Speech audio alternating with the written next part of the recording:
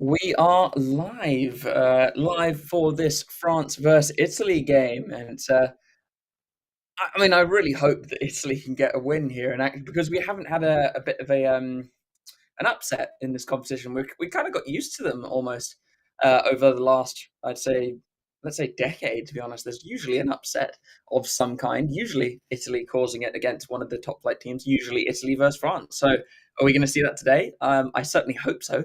I've got my Italy top on to hopefully inspire the troops. But this is round three of the Six Nations. Obviously, this is the last game of the weekend. We've seen Ireland come away convincing points winners against Wales, although it was a bit of a flattering score for Ireland. I think Wales played pretty well in that second half. And then obviously the 9 point victory over England by Scotland. Do one man van der Merwe, scoring a hat trick.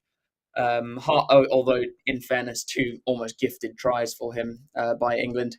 It's been certainly been a long time since it's been a while, let's say, since Italy managed to beat France. I think France are on a 5 win games, or the last 5 games they won against Italy. Although they have a tendency to be quite close. Italy seem to always pull something extra out against France, and it's always great to see. Um, so let's go through in this, I suppose, build up to the game. Go through how the teams have fared so far and any kind of news. So obviously, this game is in Lille, as the Stade de France is still under repairs, or rather preparations for the Summer Olympics. So they're in Lille, and they're looking to make it back-to-back wins after a very rocky start against Ireland. Galtier's side, following obviously a classic but painful Rugby World Cup quarterfinal defeat to the eventual champion South Africa. And obviously, Dupont not being in the team for this Six Nations there's been a marked difference, I'd say. And he got a try yesterday for the Sevens team in Vancouver, which was really good to see. Although the 15 side is certainly missing him. Um, and I think it seems that they just haven't really bounced back from that loss to the Springboks in the World Cup. They did bounce back against Scotland, 20 points to 16 at Murrayfield, although they should have lost. Scotland denied a obvious, well, not obvious, but a clear try in overtime to win the game, and they were denied it. So France did win that game, 20 points to 16, although they arguably shouldn't have. And turning to Italy, they made a positive start to their new, let's say, era under new head coach Gonzalo Caseda, as they lost by only 3 points to England in Rome. Again, should have been more bigger loss, but England just not really seeing out the end of the game. And then they were absolutely smashed by Ireland and didn't score a point against their green opponents. 36-0 they went down in Dublin. So obviously, this France versus Italy game on a Sunday. Kickoff is scheduled for about 10 minutes' time, and it's in Lille at the Stade Pierre Mauroy, the Decathlon Arena.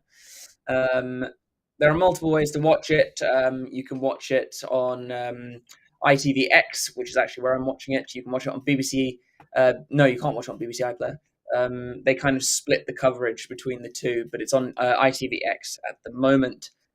Team news: France are without Gregory Aldrit, which obviously is a huge loss for them because he's such a good player. He's suffered a nasty cut to his left thigh against Scotland that required stitches. I thought it was actually a lot worse than that. And this means that ex-skipper Charles Olivon leads the side against Italy. Francois Cros moves into the number 8, and Paul Boudon comes on into the back row. France have also handed a first start to Posolo Tuolangi, the 150 kg 19-year-old nephew of England centre Manu Tuolangi. He replaces Paul Gabrielag. And Taufifenua is back on the bench after illness, while Esteban Abadi is set to make his Le Bleu debut as a replacement. France were forced into a late change in their starting 15 on Saturday when Bielbiari was replaced with Mathis Lebel. There are 6 changes in total to the Italy side that started in that shutout loss to Ireland. There are first Azzurri starts for both South African-born Ross Vincent, who plays at Exeter, and Riccardo Favretto in the back row. While at the front of the pack, the injured tight head Pietro Ciccarelli is replaced by Gyosu Ziloki, and Giacomo Nicotera is preferred at hooker to Gianmarco Lucchesi.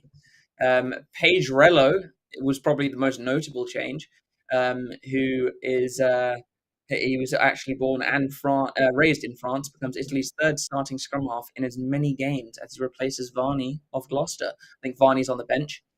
So Italy have always had this problem. They've always been cycling between either fly halves. I remember there was a tournament where Italy fielded, I think, 4 different fly halves, and scrum halves, and they really need to get a consistent starter in scrum half now. The other changes where Federico Mori comes in as Tommaso Mencello shifts to the wing and Pani drops out. Zebra lock Matteo Canali is set to become Italy's newest debutant from the bench, where he is joined by the fit again Simone Ferrari. Italy are without big names like Lorenzo Cannoni, Sebastian Negri, and Eduardo Iacchese, while Tommaso Allen, probably the story of the week, has decided to follow in Owen Farrell's suit and taken a step back from international rugby. And I suppose after the World Cup and the recent games, um, probably not a bad shout for him. Just take a little break, uh, gain some, what's it, take a look at, take stock of his international career, and just look to, I suppose, reset before he comes back into the fold. Looking at the history and the results in head to head, Italy toppled France twice in 3 years in Rome between 2011 and 2013, but their only other victory in this fixture came in 1997 in Grenoble. Le Blues have won all other 42 games, including the last 14 in a row. So Italy have got a hell of a lot to do to overturn this French side. France have come from behind to win 29-24 at the Stadio Olimpico 12 months ago, before thrashing Italy 60 points to 7 in that pool stage at the World Cup, which was, it was obviously a huge loss, and then Italy went on to get absolutely trounced, even worse, by the All Blacks in what was a very disappointing World Cup for the Italians. I certainly expected a lot more from them, considering the talent they do have. So that's 45 total wins overall for France, 3 wins for Italy, and 0 to the draws. So they've never drawn. So the prediction for this game is that France certainly hasn't been their best self in the Six Nations. They certainly look to be out of sorts after the World Cup defeat to South Africa, and with that heavy loss to Ireland, followed by a very fortunate victory over Scotland, which will go down for quite a while as certainly a game that Scotland should have won, and France did not deserve to win, but it counts. That it's log points for France. So a home tie against Italy should offer them a chance to produce a far more comfortable victory ahead of a trip to Cardiff, and a Super Saturday showdown with England in Lyon. A game if France do find their stride, I'm certainly not looking forward to as an England fan. Um, Italy were much improved for most parts against England, with a pretty solid counter attack, and also some very slick handling against a rush defence from England. Um, Made scrappy at times, but also just not a cohesive performance against Ireland, and ultimately shut out entirely. Um, and I think it will. They're in contention for a victory against France as long as they can stay in the game. They need to make sure that France do not pull away, and they certainly stay in contention. So if you're a betting man and you fancy a bit of an Italian upset here, Italy are 22-1 to win, so it's a big payday if they do. So if you're a betting man, maybe head to Boyle Sports and chuck on a wee bet for Italy. You put £10 on, or let's say 100 around, and you're getting 22 times that if they win. Certainly would be quite a nice little bump in the bank account. But the prediction from certainly from the standard is a France victory by 20 points. We'll just go into the teams now, looking at the 1 to 15. We'll start with the home side in France. Cyril by Malvaca and Uni and Antonio in the front row. Very heavy and very experienced front row for France. They can't really afford to throw too many what's it called shocks into this game as they would probably like because of how they've started the competition. Then into the locks, Karen Woki and Posolo Tuolagi for his first start in a French shirt. Paul Boudon, Charles Olivon and Francois Cros. Olivon obviously leading side in place of Aldred. Number 9, Maxime Lucu. Certainly hasn't been too convincing as the replacement to Dupont. He needs a good game today. And Matthew Jalibert at fly half. Lebel is the player who stepped into the absence of Bielbiari. Donti and Fiku make up the centre pairing. Donti's had a very uncharacteristically poor Six Nations so far. A lot of defensive errors have led to tries. Damien Panot, the just absolute try-scoring machine. He's still on form with Thomas Ramos, arguably one of the best kickers in world rugby. Although, I tell you what, Finn Russell is showing that he is up there, probably the best kicker in world rugby at the moment. Then, moving on to Italy, we've got Fischetti, Nicotera, and Zilocchi in the front row. Canoni and Ruzza. The lock pairing, Favretto, Lamaro, the captain, and Ross Vincent on debut for Italy, the big South African number 8. Then we've got Pedrello, the third Italian scrum half in as many weeks to start, with Paolo Garbisi, who has pretty much cemented his place in that 10 jersey. Monty Ioane, I would argue, is one of their best players. Wearing the 11 jersey, he scored that great try against England 2 weeks ago. And they need to get the ball into his hands as much as possible. Mori and Brex make up the centre pairing, with Menoncello moving to the wing and Ange Capuozzo wearing number 15. And he obviously has one hell of a spark. He's amazing for Toulouse, so he's quite used to playing against these French players. And they'll be looking to him to be a bit of a talisman today. Then we go on to the benches for France. Marchand, Taufifenua, and Aldegheri, the front row replacements. Another Taufifenua in Roman. Alexandre Ruma, Esteban Abedi, Nolan Logarec, and Moefana make up the rest of that bench. Lucchesi, Spagnolo, Ferrari, Canali, Zambonin, Zuliani, Vani, and Marin make up the Italy replacements for today. I'm not doing a core workout watch. I don't know what you're thinking.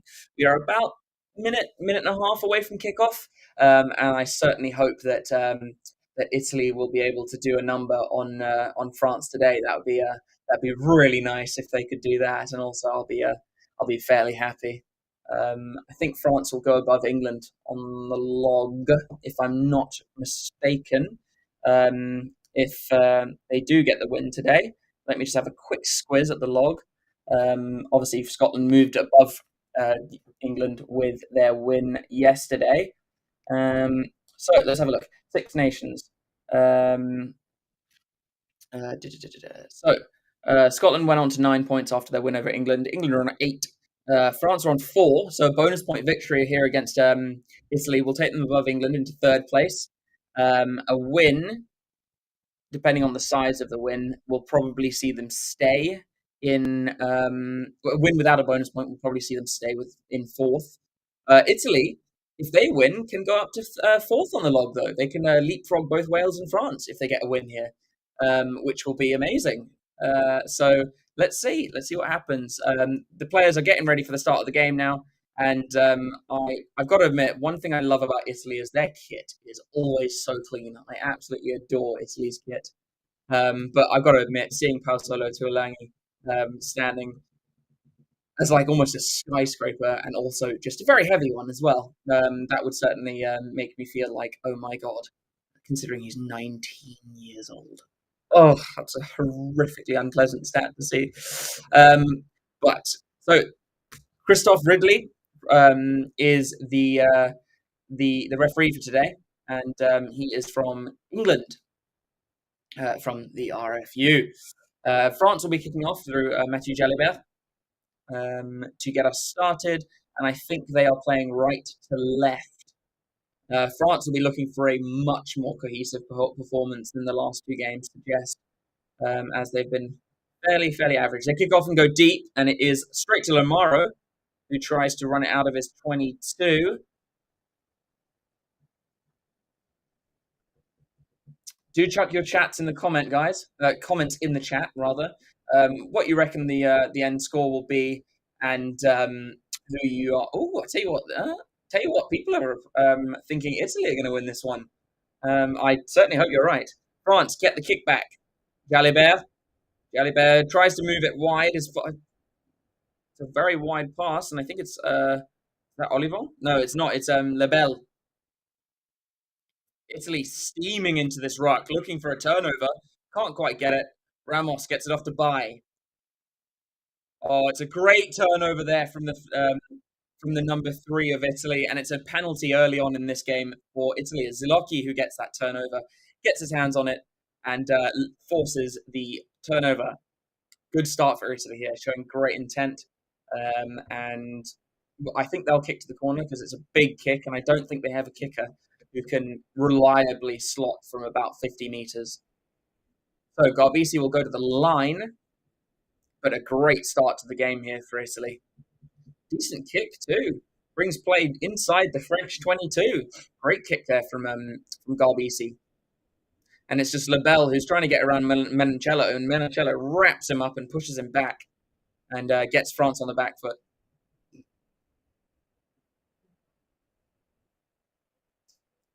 Nicotero will be the one to feed this line out. And it's just inside the French 22. They go to the middle. Italy with the maul. And it's Canoni who took it down at that. And Pedrello has to get it out now. The maul's not moving. Garbisi to Brex. Brex has got a little offload to, who was that? Mori.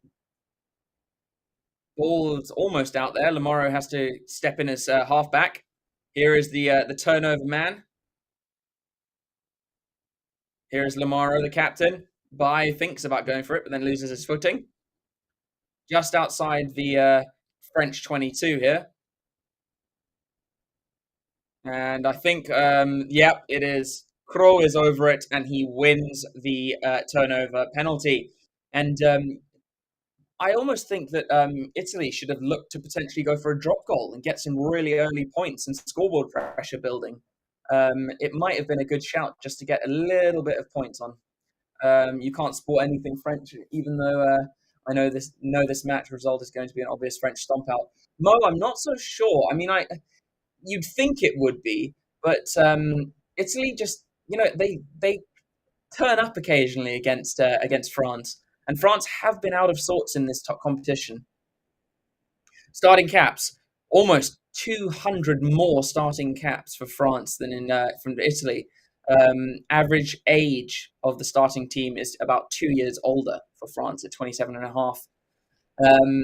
Yeah, about 518 starting caps for France, only 340 for Italy. So certainly a big gap in experience between the two sides, and that's with a player with only what 2 caps in for France. France win it through Woki. Players on halfway at the moment. Malvaka has it at the back of this maul. It is moving forwards. Italy need to stop this, and there's an advantage against Italy. Luku gets it out. Fiku out the back to Jalibert. Jalibert puts boot to ball and finds a great touch deep in the 22 of Italy. But they will come back for that penalty advantage. And Italy just not defending that maul very well. France getting a great maul going, getting the advantage, and a kick to the corner. Certainly a good kick there from Jalibert, though. If they weren't under advantage, he'd certainly be happy with that kick to the corner. Almost, I think, they might actually prefer it. So Jalibert will kick to the other side of the field this time, and actually finds a less convincing touch finder, although it is their ball instead of a turnover to Italy. So France will have an attacking line out just inside Italy's 22. Almost 5 minutes gone in this first half. France looking to get their first set piece attack going. Mavaka will feed the line out. Woki wins it again. Out the back to Mavaka. Mavaka takes on the line. There's a knock-on advantage to France. Bai is met well in the tackle. Ball goes through the legs of the referee, but doesn't touch him. So Luku can play on, and they've lost too much ground. They'll come back for that knock-on at the line out from Italy. So France will have an attacking scrum inside the 22. 5 minutes gone already in this game, and pretty busy first 5 minutes, I'd say. France obviously looking to play their field position and use their territory to move this Italian side around. I think my prediction for this one is it will be. Yeah, I think France will probably hit their stride in this one. Wow! There's almost 100 kg difference in the scrum with France. I'd say France had a 95 kg increase on Italy. So will they be able to make that weight difference pay? And I mean, half of that comes from Tuolangi alone. They're not really. Italy almost getting a shove on there. Donti feeds inside to Jalibert. Great tackle from Garbisi, although there is a penalty advantage. Not Olivon. Boudon with a great run. Here is Olivon. They're up to the 5-meter line. Here is the Crow. Woki goes over the top. Can't quite get there. Cyril Bai can't get there either. Almost over the line. And I think the referee is looking to go up to the TMO here. He is. This could be a try to Cyril Bai. The referee's given an on-field decision of try. There is a BLBRE in the crowd. There was a penalty advantage to France, but it looks like they might have opened their scoring through Cyril Bai. Woki goes short. Olivon picks up. Oh, no, it might be Olivon who scored. Let's see. Olivon almost, he juggles it. Does manage to grab it, though.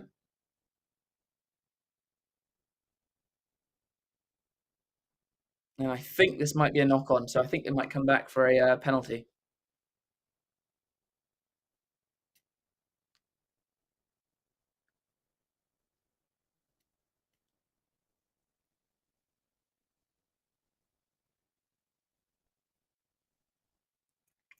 I'm not sure what happens here. The referee's thinking try. I'm thinking knock-on. But we'll see. See, the ball's short there. And then he kind of he slides over. Great. Just quick thinking from Olivon. That's been caught. That's regathered. Okay, so it's going to be a try. It's going to be a try for Olivon. And France will open the scoring. So, Olivon gets the first try of the game. Good for me. He's in my team. And after I took out Duan van der Merwe ahead of this round for Blair Kinghorn, I need all the help I can get, considering that the player I took out scored a hat-trick, got man of the match, and I didn't have him in my team for the first time in this competition. And I was fuming, to say the least. Yeah, that was frustrating. But I tell you what, Damien Penaud is my captain, so I need him to score some tries today. Thomas Ramos will take the kick. We are about 7 minutes in, and this will be a pretty clear kickover for him. And France going at a point a minute. Ramos obliges, 7 points to 0, and France already quickly onto the scoreboard. Brilliant pick up and go there from Boudon. No, I don't want to buy daily greens from Huel. So, Garbisi will set and go again. Garbisi goes long off the kickoff into the 22. Comes down for Jalibert. Jalibert launches it back with a long kick. Garbisi has tracked back. He's going to launch a kick for Capuozzo to chase. Ramos comes down with it and is met by his opposite number, Capuozzo. I think he's fallen on the wrong side here. No, Luku's got it.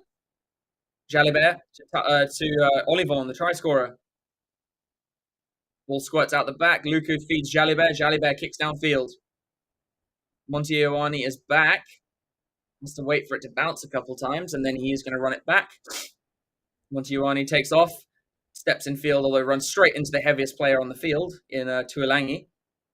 Here is Canoni to Garbisi to Capuozzo, who makes a good 5 meters there. It's been stolen, though, I think, by... Nope, Italy do maintain possession. Capuozzo stepping in at 9. Feeds his captain in, Lamaro. Lamaro loses it forwards. Woki picks it up. Tuolangi. France looking to use some width here on the counter. Stabbed through by Jalibert for Lebel to chase, although Italy do manage to gather.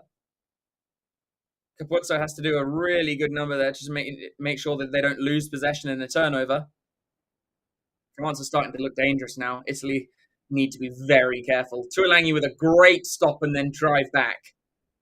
And the man is just an absolute unit. He's arguably one of the biggest men in world rugby. In fact, he pretty much is. Let's see, how's the polling going? Right, France have now taken the lead in the poll. 56% of you reckoning France are going to win. Pedrello is going to box kick here and does so. Got some good height on it, although it falls very easy for Ramos, who's not really challenged, although he's met by the big Italian number 8. And then it's stripped.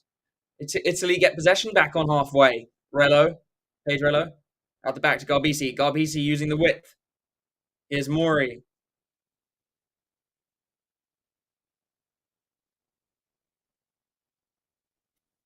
Italy trying to step through, but not quite getting there. Pedrello's going to recycle. Using the forwards. Brex decides to use his boot instead.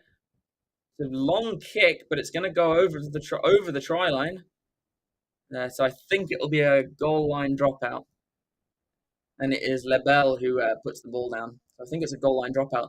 I can see the point of what they were trying to do there. They were trying to play for a 50-22. And if it was just a little bit more accurate, they would have got it. It was a good option, that, from Brex.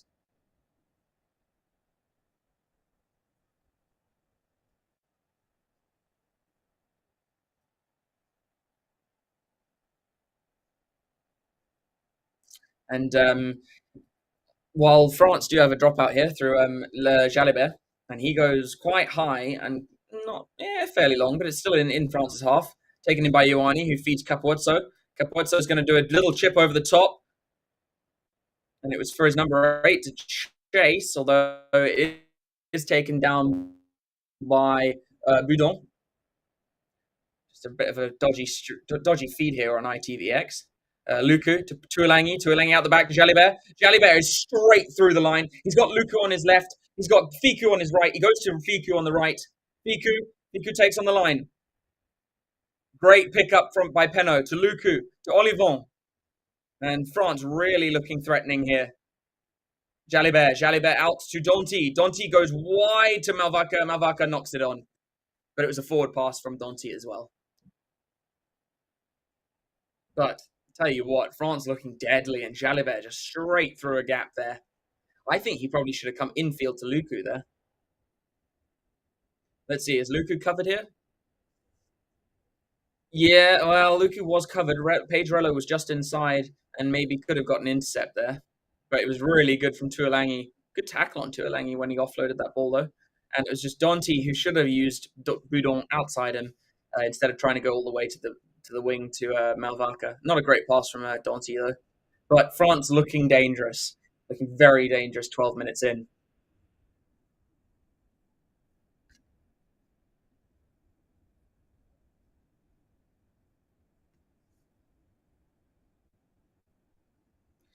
So it'll be a scrum down to Italy after that knock-on. But with a minus down 95 kgs, you think France just have a real chance to push them off this ball. We saw the absolute domination of the Portuguese scrum by England A.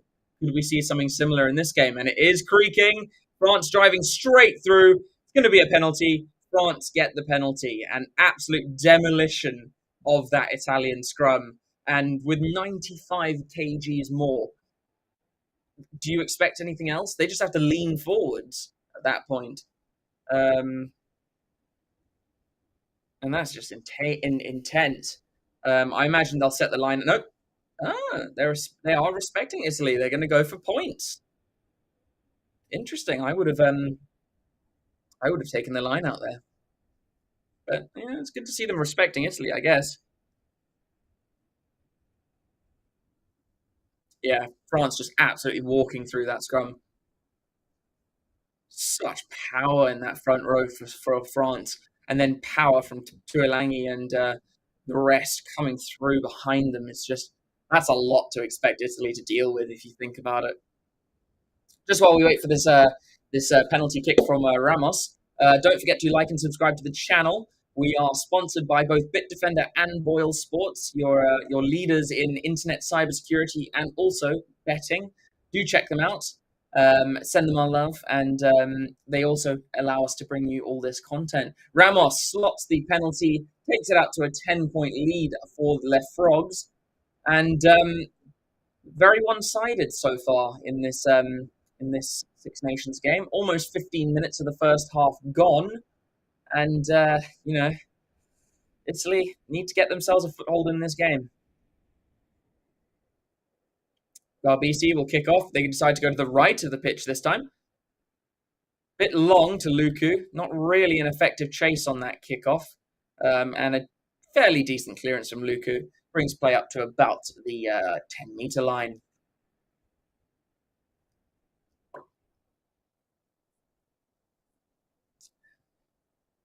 Don't forget to chuck your score predictions down in the chat, guys. We will get into those if you want to chuck your score predictions down. I do like to chat with people in the comments. So do chuck stuff in. Mo already commented. And I like to have a chat with the people watching along. Italy go to the back of their line out. They do win it. Lamaro's got it at the back. They're going to have to use it. They go to Nicotera. Oh, and it's a great tackle bust there from Pedrello. Back to Nicotera. They're up to the 22.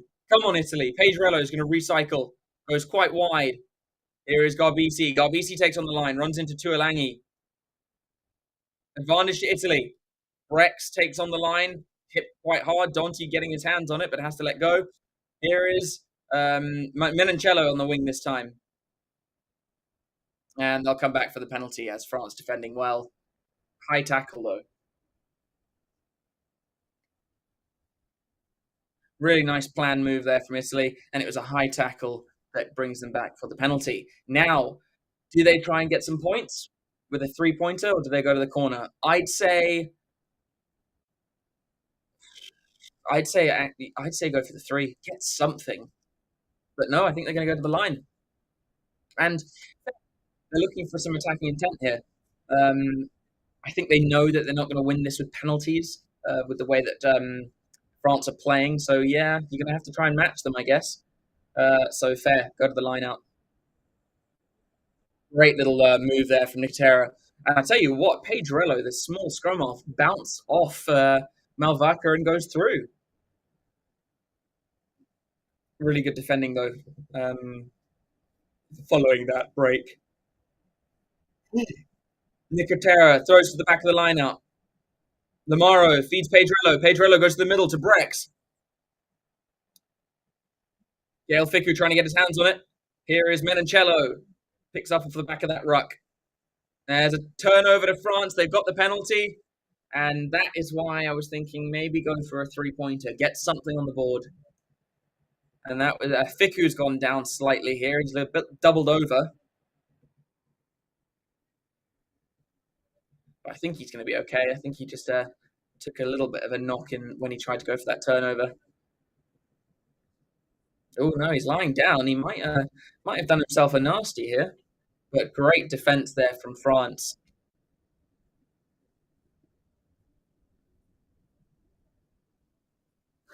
Jalibert with a decent kick brings play all the way up to their own 10-meter line.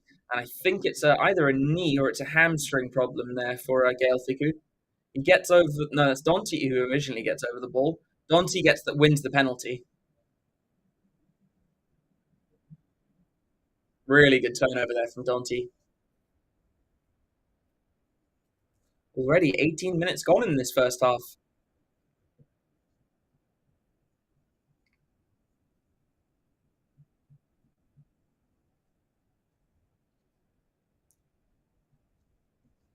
So Malvaca will have a throw in on his own 10-meter line. They throw to the back. Great line out there for France. Olivon breaks off the back with it. Luku too big. Tuolangi. No, it's not Tuolangi. It's Uni Antonio. Luku again. Changes direction with Jalibert. Jalibert kicks downfield. A low hanging kick. On Ioane is back there. He feeds Capozzo. Capozzo is probably going to launch a kick downfield and does. It's long. It's into France's 22. Jalibert is back, and he launches a kick back at Italy, and a much better kick from Ramos brings play into Italy's half. Really good carry there from Uni Antonio, straight into Garbisi, and makes a good 3 meters through there. Brings play all the way up to Italy's 10-meter line.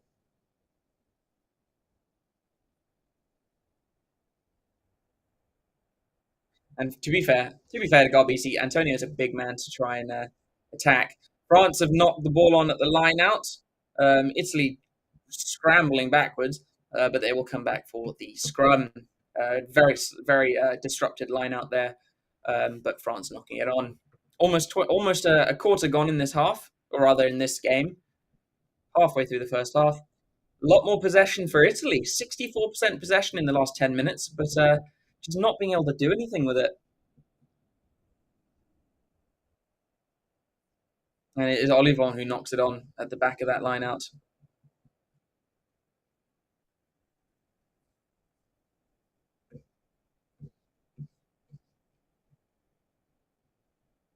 So, scrum down to Italy. They need to get this ball in and out fast because France will probably challenge. That huge weight difference. And I think it's Italy that slips their bind, and they do. Italy slip their bind, and France win the penalty. And it's Fischetti who just cannot keep his bind on Cyril by and collapse the scrum. So France now they will go for the corner instead of going for the points through Jalibert. Finds a good touch about 10 meters out from Italy's line. France looking dangerous at the moment. But what's uncharacteristic of France is Damien Penaud has not touched the ball. I think he's touched it once. France really need to get him into the game. But using more of their forwards at the moment.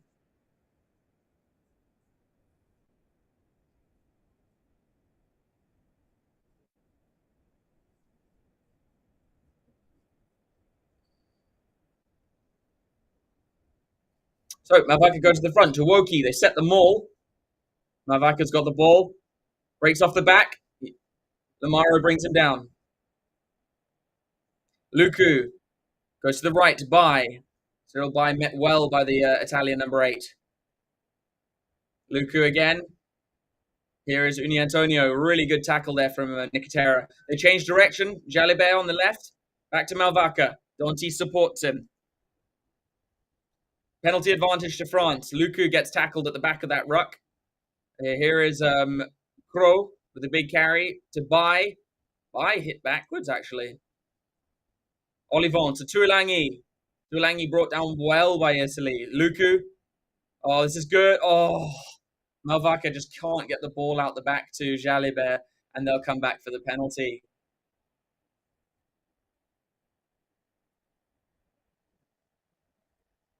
And it's a penalty to France. Now, will they go for a scrum? Do they go to the line out again?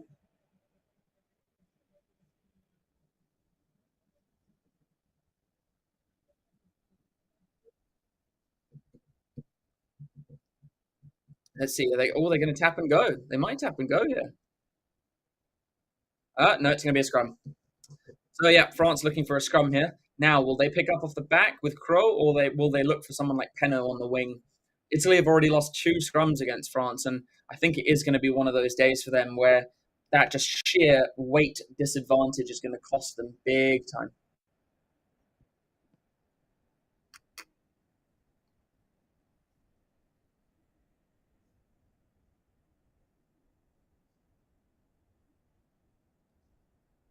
If France keep up this pressure, Italy are going to get absolutely. I think France will crack them open, and then it'll be a bit of a frenzy after that. Because Italy and France could look to get a penalty here. Not a penalty try, but no, they're just going to make sure that they get the ball out. Pedrello really trying to annoy Luku. Luku does get the ball wide. Donti hits the line. Good tackle from Garbisi. Luku to Boudon. Luku again. Olivon sees a gap. Trips through it. Luku again. Cyril by. Met by Canoni. Luku deciding to go to Tuilangi on his right. Malvaka stepping in. Luku is going to feed Crow. Does. Now is Damien Penaud looking for it. Antonio. Great. Tell you what, Lamaro, good tackle. They change direction again, going to the right. It's Jalibert with a way too big a kick there to the touchline. Awful kick. And it's kicked out on the full. So it will be a line out, back from in line where he kicked it. And Italy's ball. Certainly wasted that possession. Oliver almost getting through that gap. That was poor, a really poor kick from Jalibert. Just needed to go through the hands and they were in.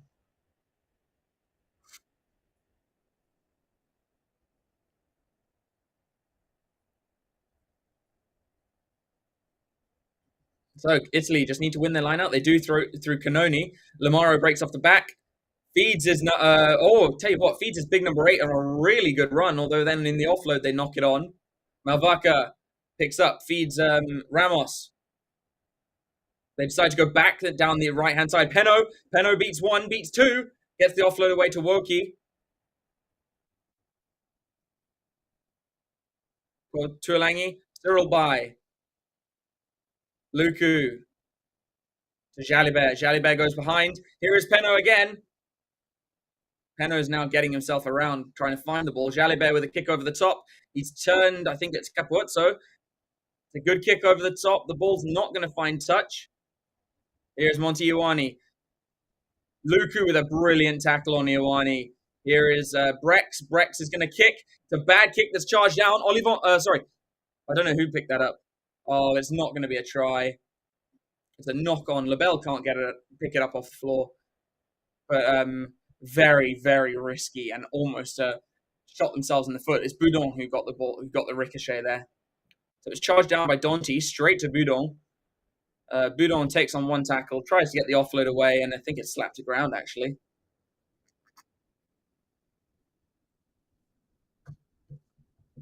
It was very, very high risk there from Italy, and that's bad. When Capuzzo is the only player with with 4 carries in the Italy side, you know that your team is not getting any ball, any good ball. Every other player in the top 6 of carries is French. Makes sense. They've had the possession to attack, but the fact that it's Capuzzo and not a forward, it's not a good sign.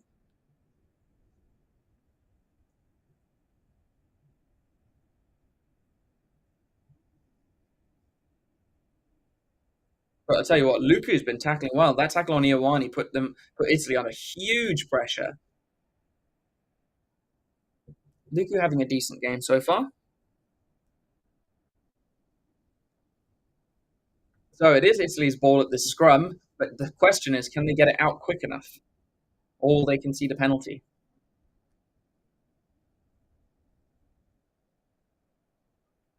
Because you just think that Cyril Bay will be looking at this going, yes, please, let's just shove them off their own ball.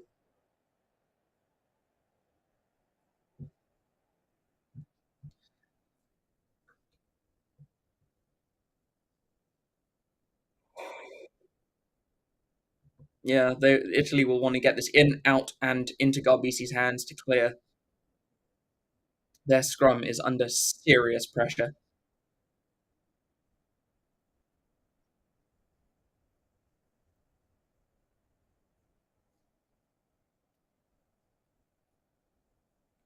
So the scrum is set.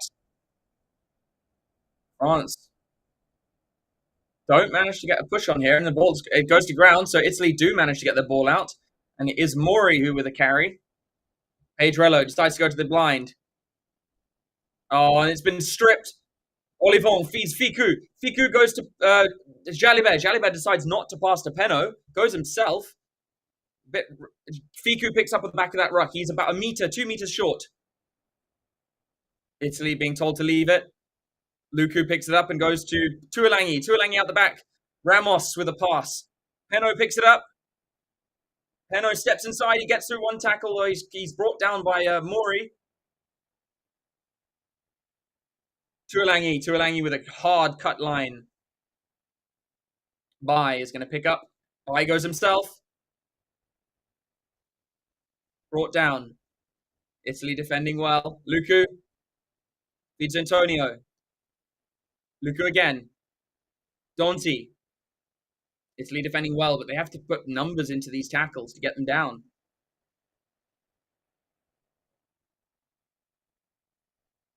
Crow picks up. Luku. Fiku steps one. Up to 2 meters out. Fiku's still going. He's 2 meters out. Luku.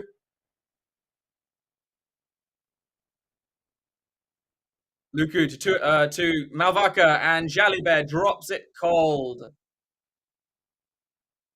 And now, after a great start from France, they're playing very loose and pretty poorly, in all honesty. It was a great strip there by Francois Crow. That I would say was really, really selfish from Jalibert. Like, Peno was covered by Ioane, but give him a shot at it at least.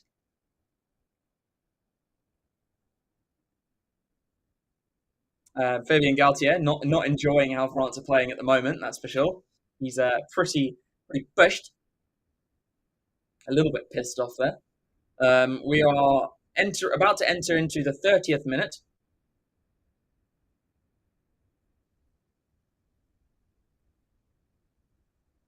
Handling errors, five already for France. And I do understand that they're trying to do a lot with the ball. They're playing a lot. They've got all the possession in Italy's half, but they need to be more clinical. This is like what we saw with England yesterday. So Italy's next game is against Scotland in Italy. So that, I think, will be in Rome. It's a penalty at the scrum to Italy. England play Ireland next weekend at Twickenham, and I think England are going to get absolutely slaughtered. Which means Wales will play France in Cardiff, I believe.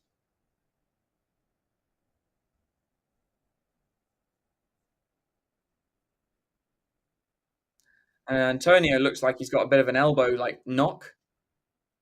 Garbisi with a decent kick downfield brings play up to their own 10-meter line. Antonio receiving some attention. Looks like his elbow's been hit by a bit uncomfortably. Probably when he hit the ground. Yeah, and Cyril Bai loses his footing and goes straight to ground.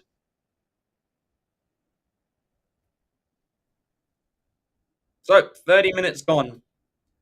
30 minutes gone. We're entered the 31st minute. And there's a free kick at the line out for against France for closing the gap. Pedrello wants to go quickly.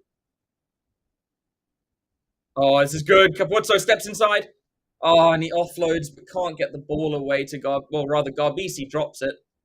And advantage over, but it's a huge kick from Jalibert. Doesn't quite find the 50-22 though. Garbisi's going to have to clear, but once again, the ball doesn't find. No, it does find touch, but I think it is Ramos who gets us started. Gets it infield to Jalibert. Jalibert's going to get on his horse here. Gets the ball away to Lebel. Lebel steps in field. Almost gets the ball away to Boudon. Ramos steps in the scrum half. Fiku feeds into Woki. Midfield. Luku. Fiku out the back. Ramos. Peno. Peno's got some space here. Peno kicks forwards. And he's kicked directly into touch. So Peno just not playing at his influential best at the moment. I think Jalibert got melted here. Jalibert passes and then gets absolutely smashed by the 14 for Italy. Great little pass there from Ramos to Peno. Peno, you should have put that maybe on the ground instead of trying to chip and chase. Yeah, he's annoyed with that. That wasn't a great kick forwards. But they are looking to get it into Peno's hands. No wonder. He's got such an incredible try-scoring record. Territory in the last 10, 100% to France. And 81% possession.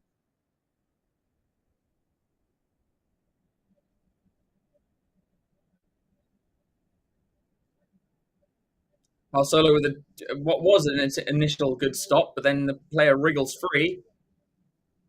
Italy looking to use their forwards as runners to get them out of their own half here. But it looks like Pedrello is going to set for a box kick.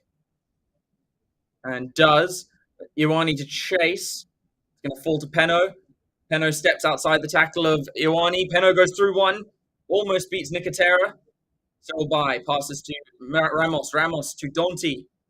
Donti's going to attack the line. Luku. Oh, and I tell you what. Oh, it's a penalty. I thought the ref was going to let that play on. Penalty against Italy for, I think, playing the 9.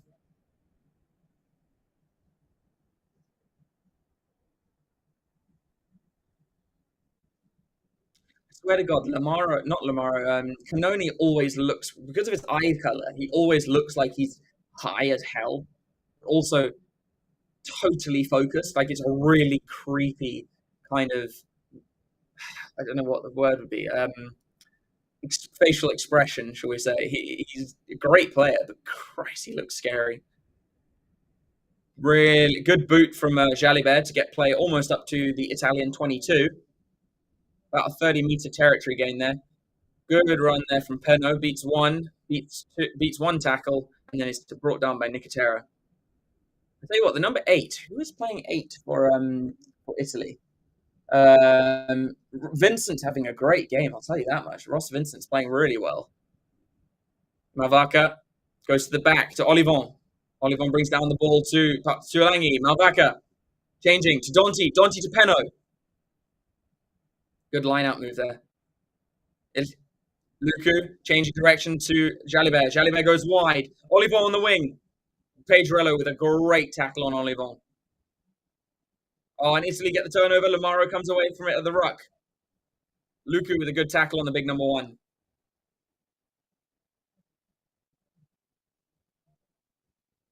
And Italy just cannot get out of their own half.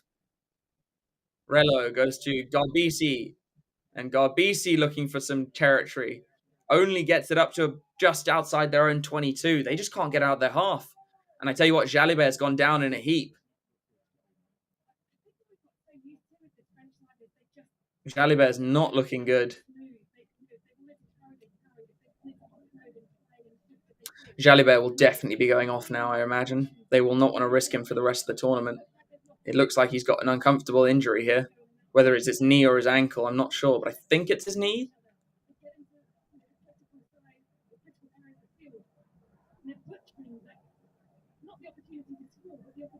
Ah, yeah, it's his knee. Oof. It's definitely his knee. But I'll tell you what, Charles Olivon's having a decent game. He's everywhere. Malvaca with a switch to Donti. Donti inside to Peno.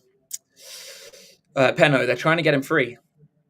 And it looks like Moefano will be coming on, which means I think Ramos will go to 10. And so if Jalibert goes off, doesn't look like he is. But I would think that Ramos will go to 10. Who are the wingers? I know. Who would go at 15? Maybe Moefano. They don't have an out like a a 15 who plays a lot other than Ramos. So here is Dante midfield. Good tackle from Garbisi. He is tackling his heart out today. Antonio, supported by Mavaka. Cyril by. Nicotera brings him down. Luku again, trying to get this ball out. Goes to Woki. Supported by Crow.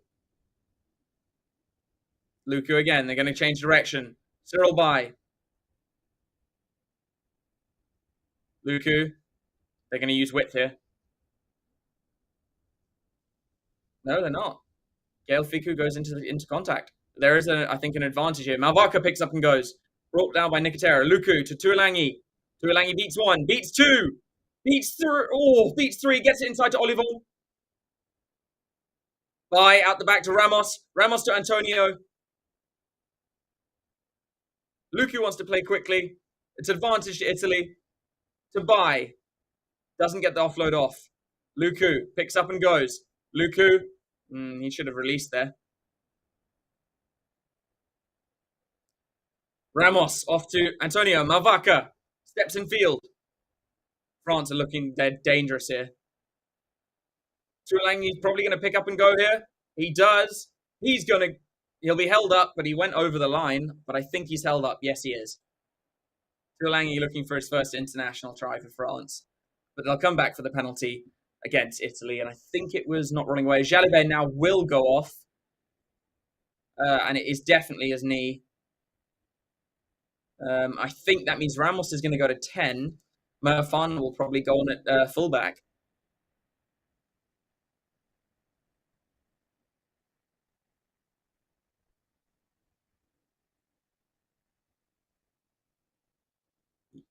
So Murfan is definitely going to come on, but now where does he go?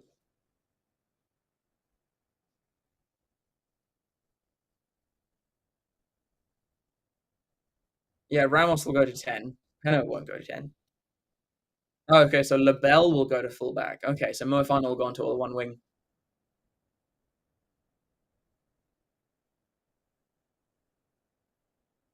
So, will France look to use their backline, or will they try a rolling maul try? They go to the middle to Woki. They've set the maul. Navaka's got it at the back. Only 3 minutes left in this half. France looking to roll this maul over, bringing in the backs. Luku's going to have to get this out. The ball's gone down.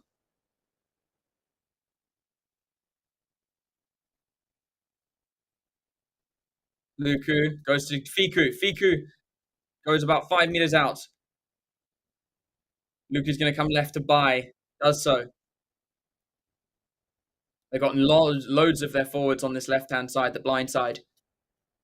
2.5 minutes left. Tuolangi picks up and goes. Luku getting his forwards involved. Here is Boudon. Boudon's through one tackle. He's up to 2 meters out. Go to the wing. Go to flippin' Peno. A great pick up and drive. Luku's gonna recycle here. He's probably gonna go to Tuolangi or Malvaka. Nope, goes out the back. Malfana, they're moving it quickly. Fiku steps in field. Out to Ramos. Ramos goes over the top. Peno gets the ball back in, but it's not gone to hand. Moefana has to go and pick it up, but it's a knock-on. And it's just not clicking yet for France. Yeah, the France in the World Cup, they score that all day. They're just not looking as fluid. But I'll tell you what, Boudon with a great carry there to get over the gain line. But it was just good rush defense there from Italy. And Ramos, I think, didn't need to go to Peno on the wing. He should have just gone to Labelle and then drawn him past Capozzo. France just not looking that slick.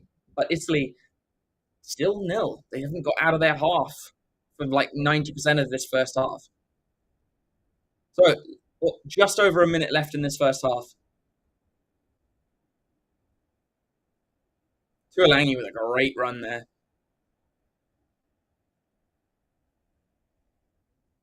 Scary that kid is 19 and he's so big. He'll be around for ages. That's the scary thing. So Italy with a last just defensive scrum. Rello puts it in. Italy's scrum holding well, although here is Vincent,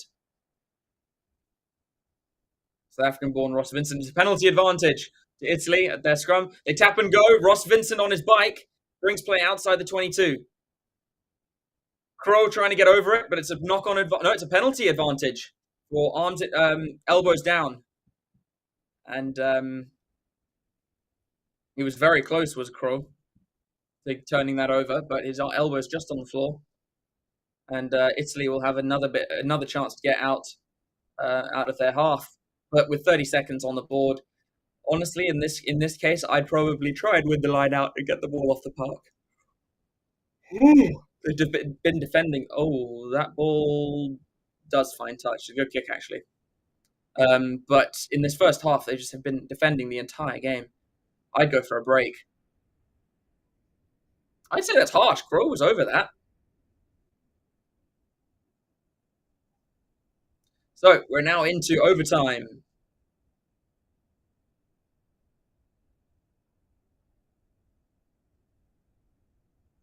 Italy go to the middle. Their line out does work. It is a bit bumpy, but they get it off. Brex feeds Vincent in the midfield.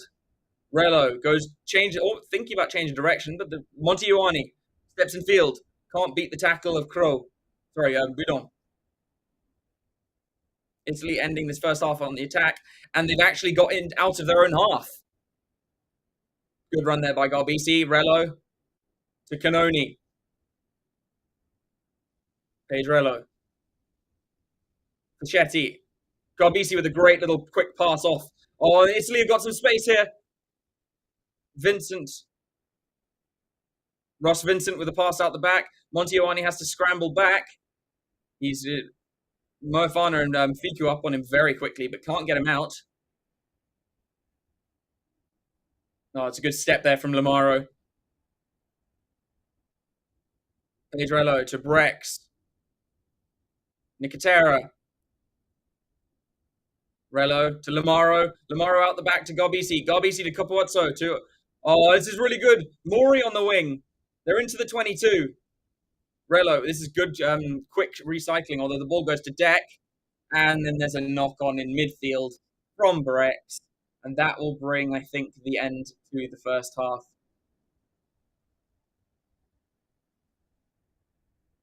Although there's some trouble here. They're checking a head contact in a tackle, and I think it's Dante who made the tackle. This certainly could be a yellow. Could be a red against Dante. Let's have a look. Oh, that's not a good look. Dante was very upright. This could be a red card. It's head on head. This could be a red.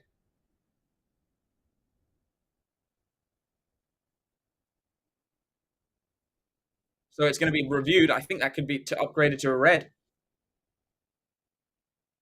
It's Dante. Dante's going to get a yellow, maybe upgraded to a red, although I don't think it was a fairly passive tackle.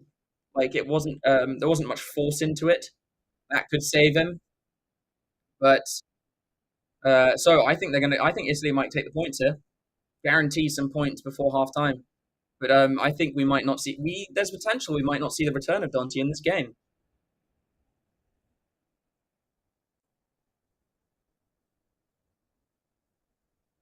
Dante doesn't do himself any favors. That's the thing, is there's no bend at the hips.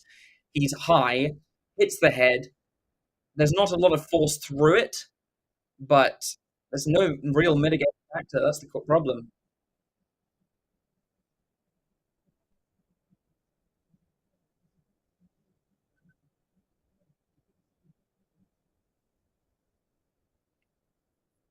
Pedrello is going to take the kick. It's about a 45, maybe a little bit further kick.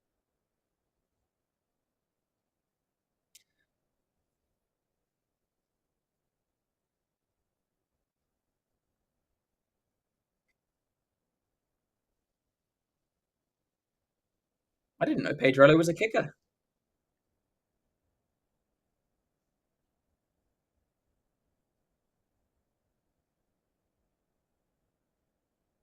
So this will be really good for Italy if they manage to get 3 points out of this with all the defending they've been doing.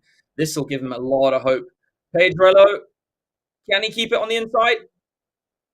Yes, he can. Just squeaks it through that left hand upright and does get Italy on the board. And 10 points to 3 after that first half with all of that pressure from France. I actually think that Italy will be happy with that score. I think they'll be really happy with that score. France should arguably be 3, 4 tries to the good, but just inaccuracy from France. So that is half time, 10 points to 3, France ahead. We will be back in about 10 minutes for the second half. I will see you then, guys. Go get a drink and have a good break. Cheers.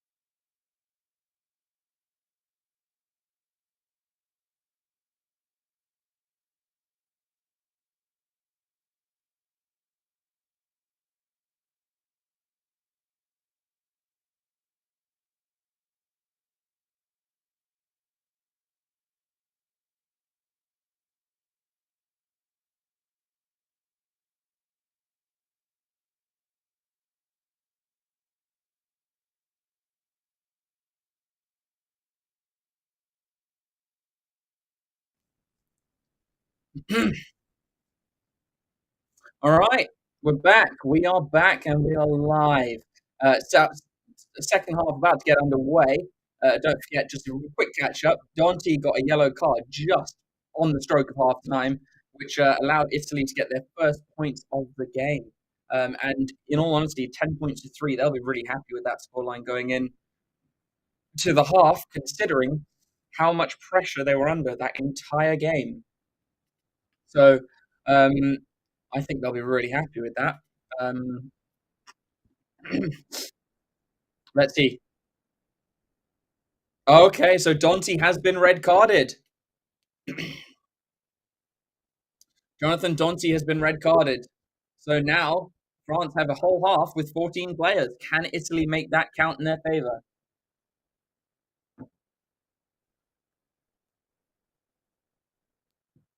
So 14 men France versus 50 men Italy. Calbisi kicks off. Luku decides to go himself. Ramos is going to act as scrum half. He goes to Antonio.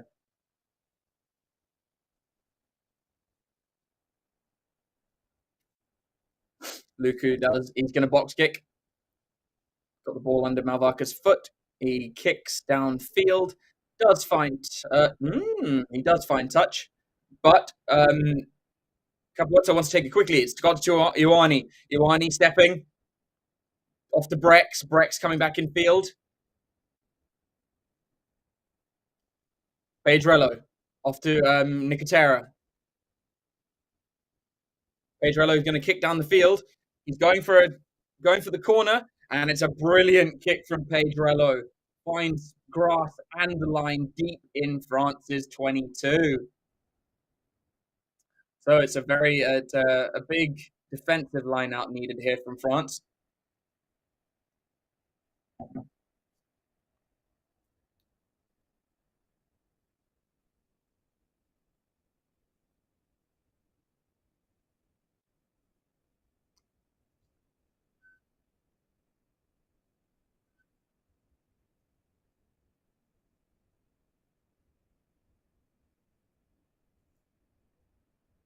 So France, the defensive line out here. Malvarca will throw in. Need to be accurate. Italy challenging that one, but don't quite get it. It's Boudon who takes it high. And Italy give away a really irritating penalty, playing the arm in the air of Boudon, and that's dangerous. So easy exit now for France. Ramos will launch this downfield as far as he can. Brings play about up to the 10-meter line, still in their own half. And this is where Italy need to pin France. They need to keep France in their own half. Yeah, playing the arm.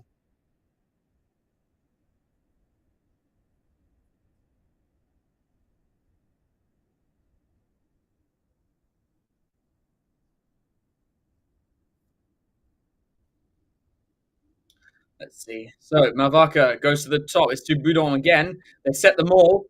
Malvarca's got it at the back. The maul is moving forwards. They're going to have to use it. They go left blind to Luku. Luku decides to kick downfield for Moefana to chase. He's herring after this. Capuozzo has it, and he's going to clear. It's not gone out, so Lebel is going to run it back. Lebel goes through. Lebel through, gets the ball away to Crow. Crow to Luku. Luku to Ramos. Ramos steps in field, almost up to the 22. He is up to the 22 now. Finally got to ground. Luku back in field to Malvarca. Malvarca met really well by Ross Vincent. Luku. Olivon met well by Canoni. And then falling over is Canoni, and he's going to be penalised. Oh, sorry, Rutzer.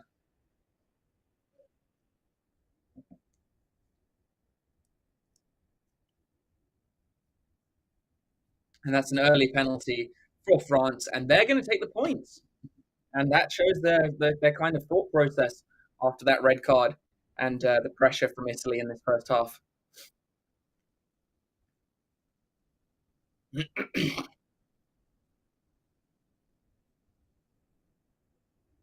Good little run there from Lebel, making good ground.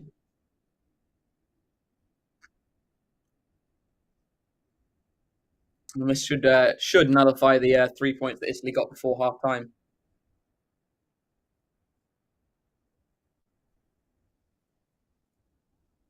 And it's Rutzer who gave away that penalty. So Thomas Ramos, 2 kicks from 2 so far, should make it 3 from 3 with a very straightforward in front of the poles shot. And does so, 3 from 3, straight down the middle. 13 points to 3.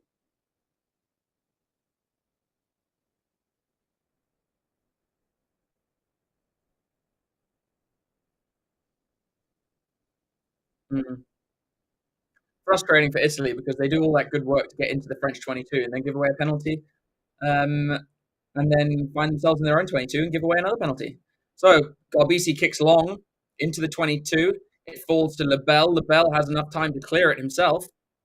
Finds an all right touch, brings play up to the 10-meter.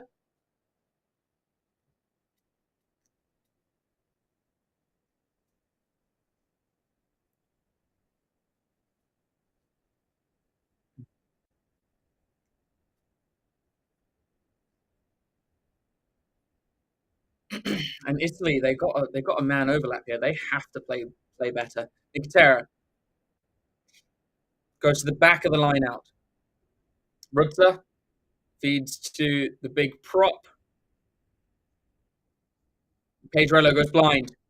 Bit of a wild pass out there to number 6 in Favretto, and the ball goes into touch. So it'll be a line out to France. Or is it called a knock on? Line out called. I think it was a choice. And it's Fischetti with a good carry. And it's just, yeah, bit of an unsympathetic pass there from Pedrello. Visits to the 22, 7 visits for France. Only 1.44 points per visit. 3 visits for Italy, no points. Lamaro gets it off the back of the line out. Here's Fischetti. He has to be released.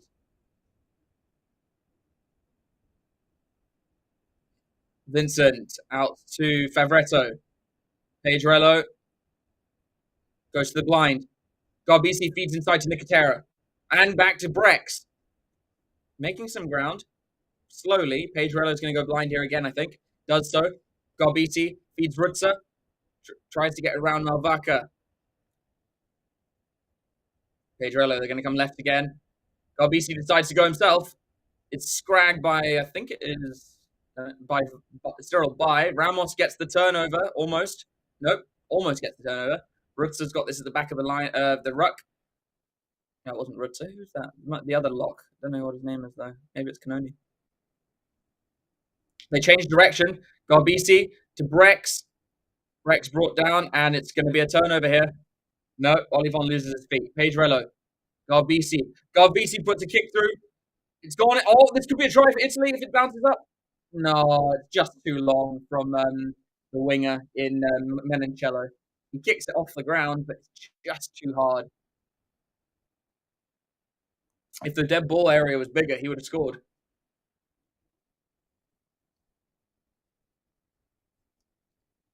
And France making some changes. I think both the Taufifenuas are coming on. Cyril Bai replaced by Sebastian Taufifenua, and Pausolo Tuolangi replaced by Romain Taufifenua. The brothers coming on at exactly the same time. So France with their 22 dropout. Straight to Capuzzo, who puts it into Ross Vincent, who runs in, defended by Nicotera. Pedrello. Oh, it's poor from Italy. Garbisi does have it, and he's going to have to kick. Oh, he's found oh, it's a brilliant kick there from Garbisi after being under such a lot of pressure.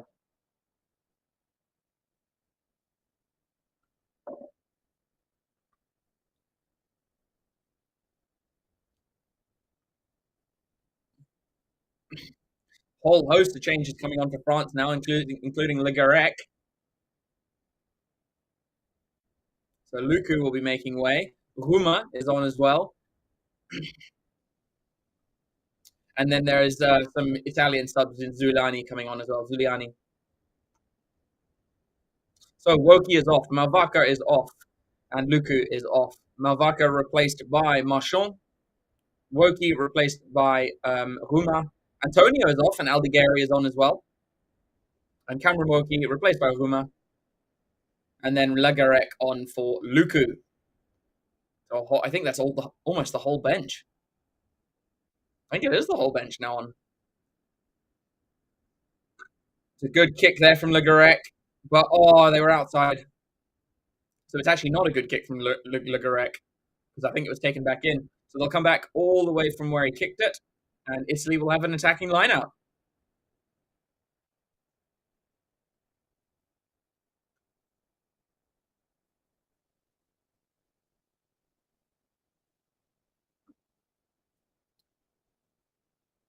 Oh, so unfortunate for Menoncello. If only that kick had gone a little higher rather than forwards. So Italy trying to set the maul. It's been severely disrupted, but it's still there. It's controlled at the back by the big prop number 1. Fischetti has to break off. Riccardo Favoretto has also gone off, and I think that's for Zuliani. It is. Here's Rutzer. Oh, no, it's Canoni. Rutzer's number 5. And the penalty. Taufi Fanua comes up, and he has affected the turnover. 10 minutes gone in this second half. Italy penalised for sealing off.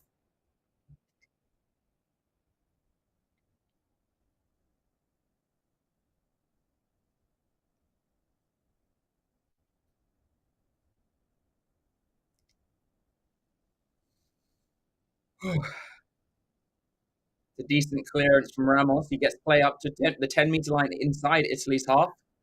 And this is what I was saying. Italy need to stay out of their own half. They desperately, desperately need to get into France's half and stay there.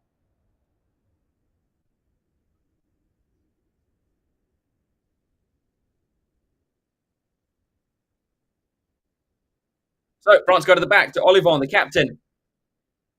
This is good. It was good movement. Italy almost come away with it. Lagarek with an ankles pick up. Picks up off literally his bootlaces. France still carrying forwards. Great carry from the reserve hooker Marchand. Lagarek feeds Taufi Fanua. Now, and he's stripped. So it's a knock on. Italy have the ball.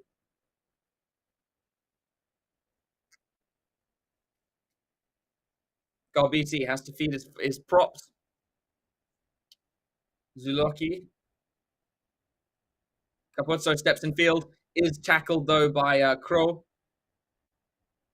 And then they're gonna come back for the scrum. Italy's ball right in front of their poles.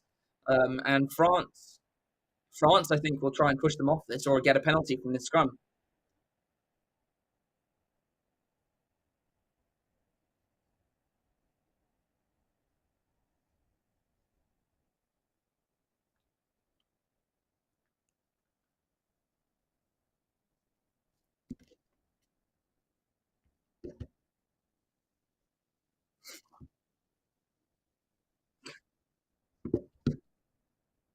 So scrum right in front of the poles, dead center of the field, just inside the 22. Italy's 22. Italy need to get this ball in and out quickly and get their way down the field. Interesting. France deciding not to have a number 8 and would rather defend with the full complement in the back line. That's interesting. I suppose they do have the weight, the difference.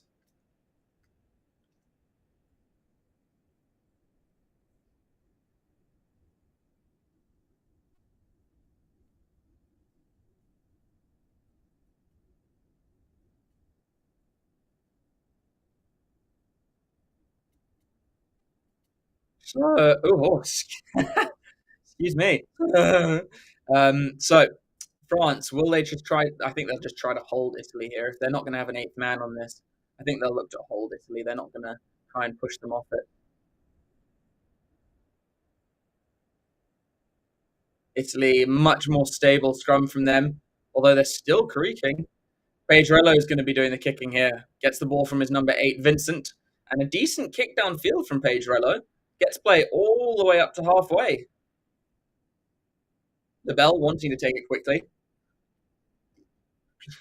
Oh, shut up, Currie. But that was really good from Pedrello. He actually got played just outside of his own half. And Stephen Varney will be coming on, so that will be the last play for Pedrello. Peno has had precious little of the ball in this game. He's done very little. 8 carries, 67 meters made. I suppose the meters made is not bad, considering there's still 26 minutes left. So France on the attack here. Legarec feeds Boudon. Not Boudon, Ruma. Italy trying to get over this. Can't quite do so. Legarec to Tafe Vanua. Legarec again. Goes to Gael Fiku. Fiku is smashed backwards. He gets the offload to Ruma. Who's that? Is that Ramos? No, it's the bounce is horrible for Italy, and it's a knock on by France. So Italy will have the advantage. Varney's going to look to kick here. Rutzer has to basically just fall over the player.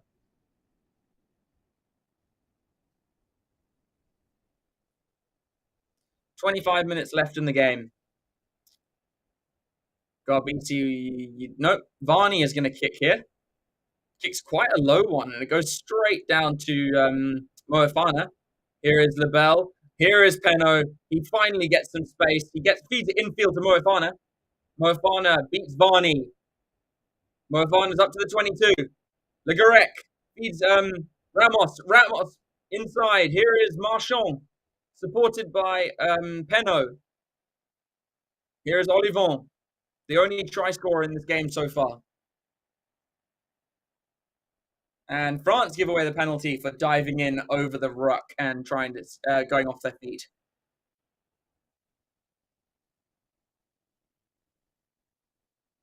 And immediately after Pedrello, with such good clearances, Varney comes on and makes the mistake almost immediately.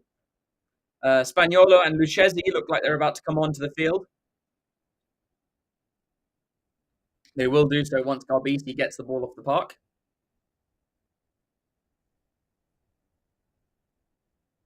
Garbisi finds a decent-ish touch, just inside their own half. Spagnolo and Lucchesi onto the field into the front row in their beautiful white t-shirt, in the beautiful white kits that are about to get very much not white.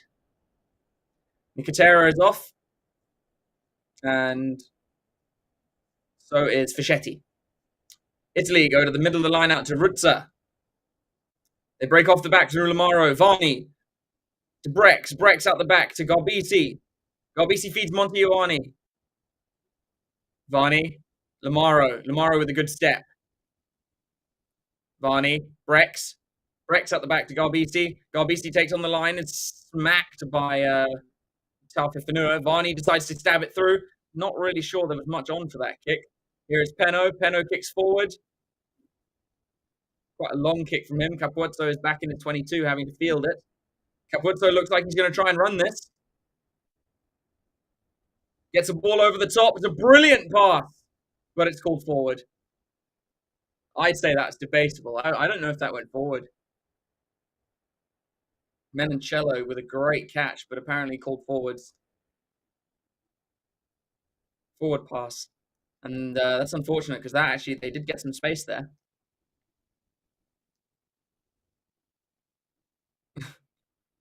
Let's see. So that's 5, 6, 7. So I think there's one player that hasn't come onto the pitch yet for France. I think number 21. I don't know who's playing 21 for France. Let me have a look quickly. 21 for France. Esteban Abadi. He's the only player not onto the pitch yet. Esteban Abadi.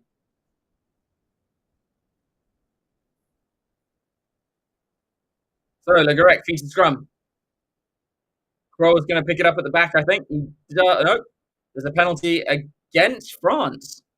I'm not sure what for. Not driving straight apparently from France. They're obviously very unhappy about that, but The referee was right on the spot. Jonathan Donty being cutting a very forlorn figure there. So Garbisi will have a chance to clear. Garbisi's got a decent clearance there. Really good kick. Brings play up to France's 22.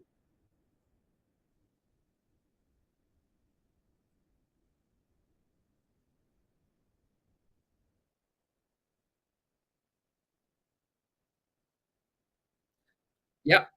Italy have a line out inside France's 22. Now, if they score here, they really change the face of this game. With Chelsea breaking off without the ball and drawing quite a lot of attention. Barney's got it at the back of the maul. Maul's not moving forward, so they're going to have to use it. Brex. Brex takes on the line, tackled by Moefana and Boudon. Varney. Garbisi. Garbisi feeds Melancello. They're into the 22. Zuliani. Oh, and there's a poor pass. But Garbisi picks it up and goes. France are going to turn this over, I think. No, penalty to Italy. Now, did Italy take the 3, or do they go for a try? This is an interesting call. Taking the 3 would get them to down by 7, and they are going to go for the points. And I think that's a clever call actually from Garbisi, trying to get it to 13 points to 6. I think that's a good call from him, to be honest.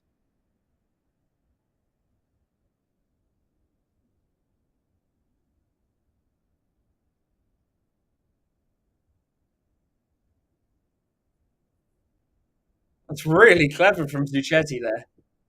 Luchetti, sorry. Really clever, making it look like he's got the ball.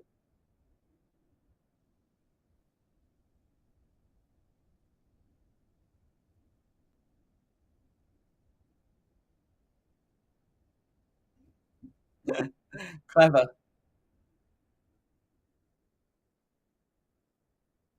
Garbisi, come on, get it within 7. Sorry, get it within 7. Garbisi slots the kick over, 13 points, plays 6.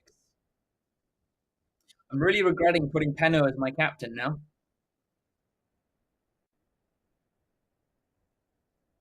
Italy are within 7. So they could get a draw if they get a converted try, and it then remains that way.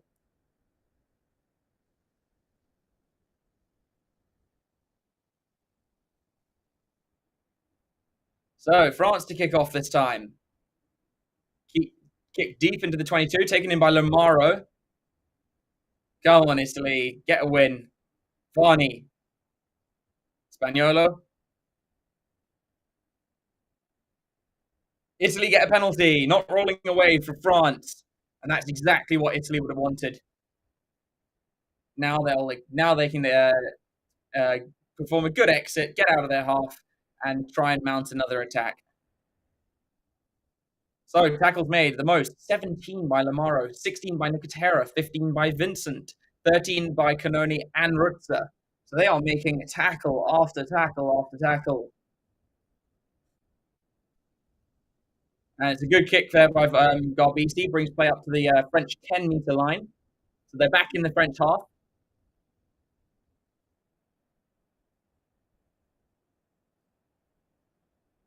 And Italy are in this game.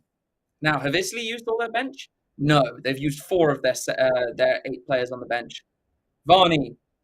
Here's Brex. Brex feeds Garbisi. Garbisi out the back to Ioani. To Capuzzo.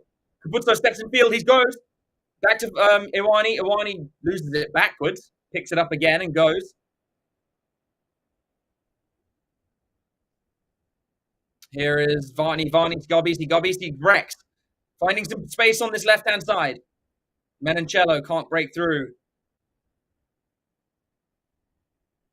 And it's lost forward by, I think it was Rutzer at the back of that ruck. But this is a scrappy game, this one. Yeah, definitely a knock on there from Rutzer. Referee having a bit of a slip there as well.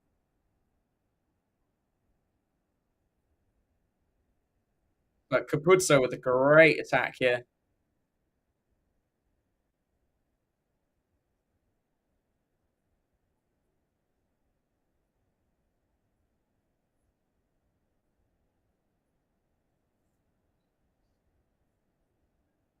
So, I think that's the other way around. Zulocki is on for no, Ferrari is on for Zulocki.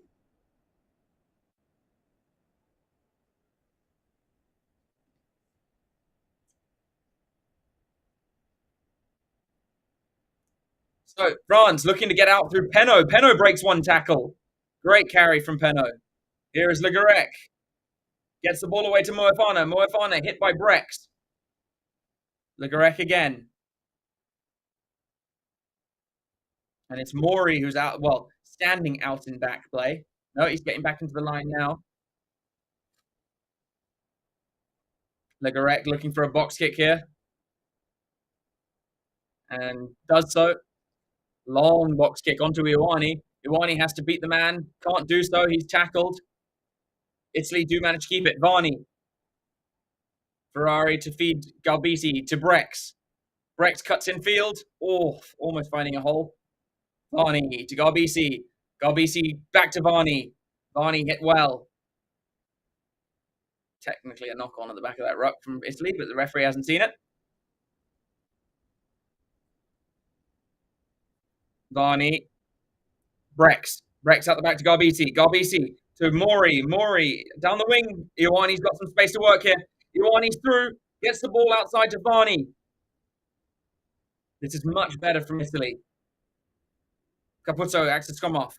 Galbisi shifting it into the midfield where the forwards are. Lamaro with a good carry. Off to Canoni. Varney. Brex. Brex out the back. Galbisi goes over the top. Here's Menoncello. Menoncello with a hitch kick. Tackled by Moefana. But this is good from Italy. They're finally building an attack.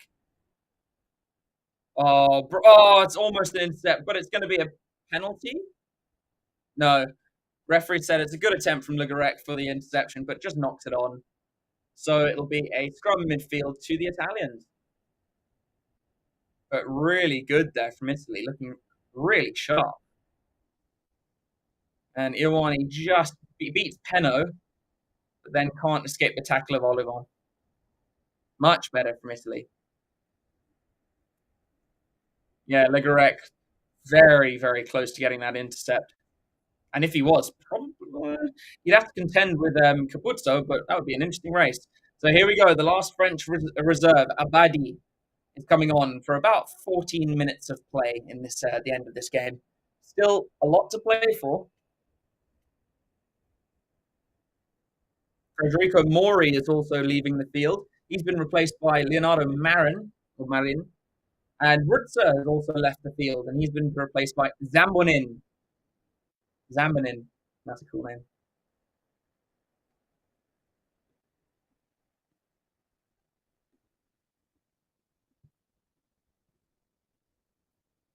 Olivon has left the field for, I think, Abadi. Yeah. So that's the last change that France can make. This team has to finish the game now.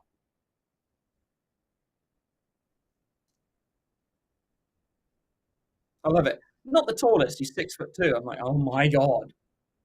What do you consider tall then?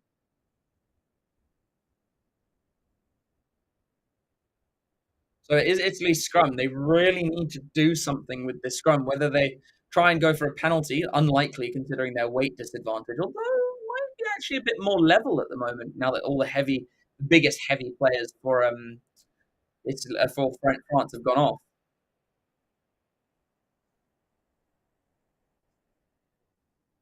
I think they can't afford to try and play. Well, they can play for a penalty in the scrum, but I would look to get my backs involved. Maybe break off from Vincent, use Varney.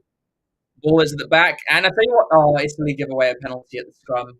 Not driving straight, I believe.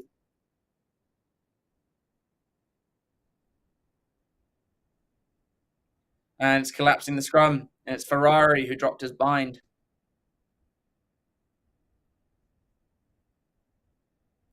Possession in the second half, 61% to Italy. And you know, they need to be clinical. They need to do something with it. Ramos with a good clearance though. Territory gain of 30 meters, decent. I think that's the wrong call. I think the referee, it should have been a penalty against France. He didn't slip his bind. The French player did. Marchand will throw in though. Rouma gets it at the top. They've set the maul. It is moving forwards. Maul still moving forwards. Legarec's probably going to get the ball out soon. No, Marchand still has it. The maul is still going forwards.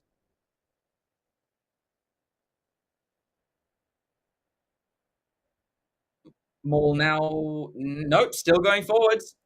France eating up the meters with their maul. Legarec now trying to get it out, but it's stuck. And so it's going to be a turnover to Italy. Brilliant defense eventually there by Italy.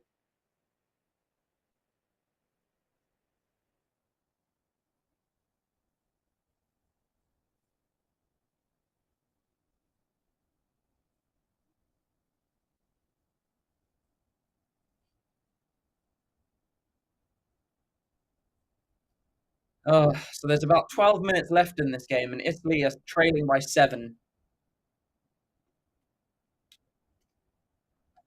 I tell you what, Italy versus Wales is going to be an interesting game.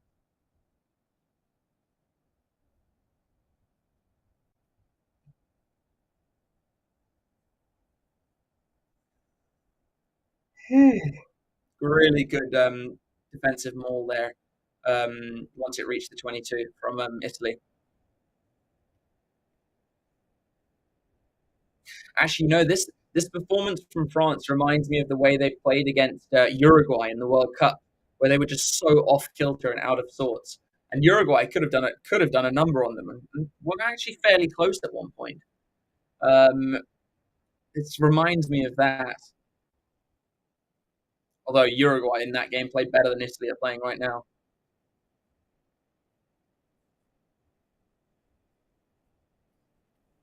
So France dropping out their number 8 into the defensive backline. Vincent, who's had a good debut. Varney. Oh, Capuzzo is almost straight through. He beats one tackle, then beats another. He's up to halfway. Here is Varney. Varney with a good pass off to, I think, Ioane. Yep. Zwilani. Varney goes to Ioane out the back. Ioane takes on the line. Tackled well.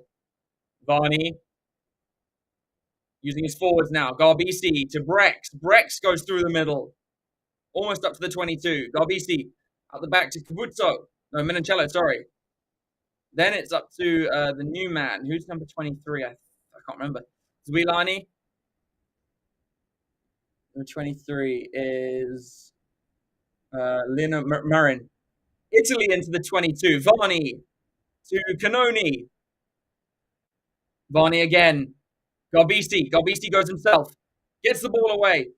This is good from Italy. Italy are going to score with Capuzzo in the corner. Italy have scored. And it's Capuzzo in the corner. And France cannot believe it. It's a difficult kick for Garbisi, but Italy could draw things level. Come on, Italy. Come on, Italy. I don't care about fantasy anymore. I want Italy to win this. Ange Capuzzo, 18 games, 11 tries. That's for Italy. That's a brilliant strike rate. And it was him who made the whole. Oh no, it was Menoncello who made that long, really good run through the middle.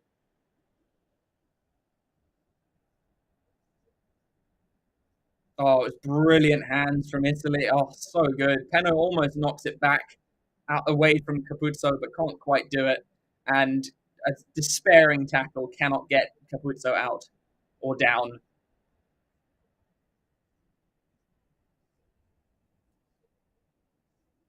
Come on, Italy.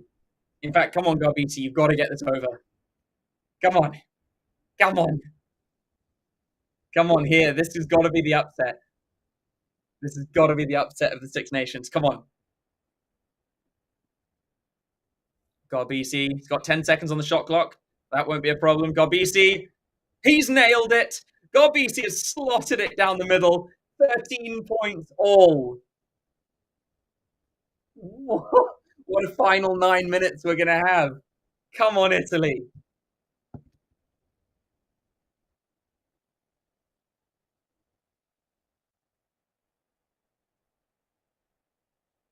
So, France kick off. Italy take it well.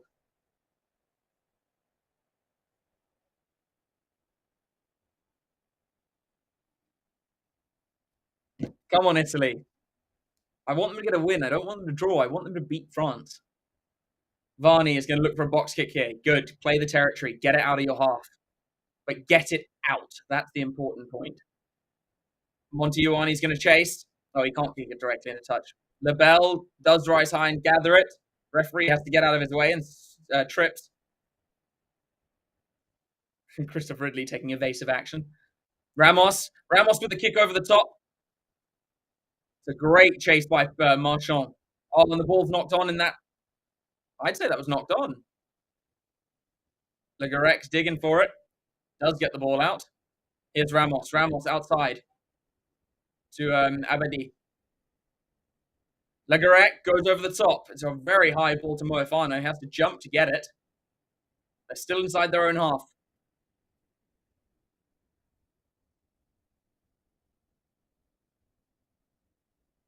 Legarec, they're still in their own half. Feeds the forwards. Entering the sixth phase now. Legarec recycles.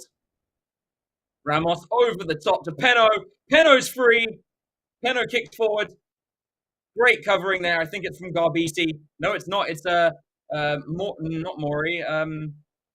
Marin. But there's a knock on from Garbisi as he tries to kick. And France will have possession inside the Italian 22. But that was brilliant from Peno.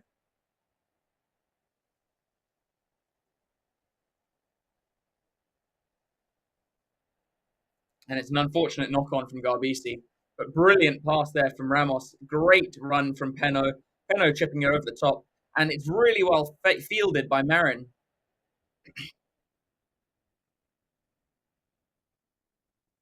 Great little slide there from Marin to pick that up. It's just in the offload. And as Garbisi tries to kick, he's tackled from behind and knocks it on. Legarec with a very important tackle. They're outside the 22. So Italy just need to be careful here. Need to defend well.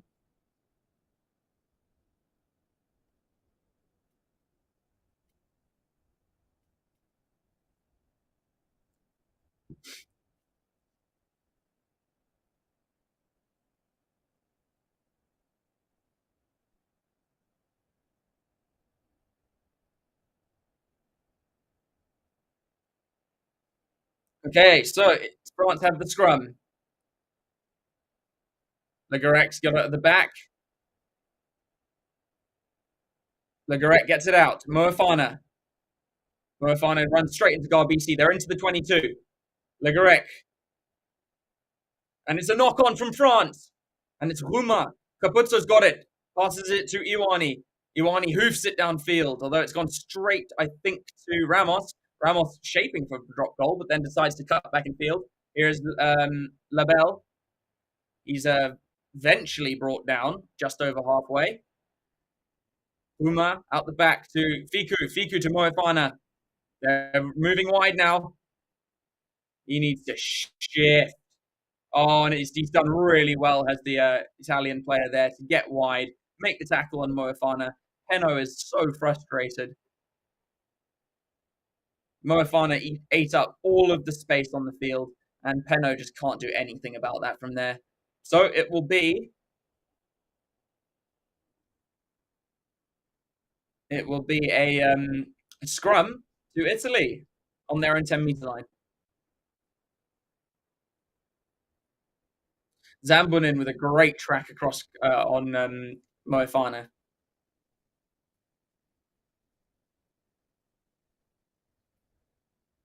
But that was poor from Moefana. Did not straighten at any point.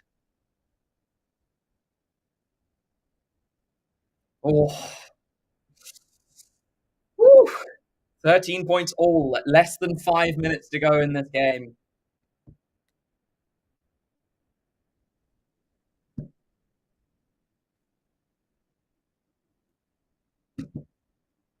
Italy. Varney's going to feed it. He does so. The ball's at the back. Vincent. Oh, Italy are going to get a penalty here. What a scrum from Italy. And they win the penalty. Sensational scrum from Italy there.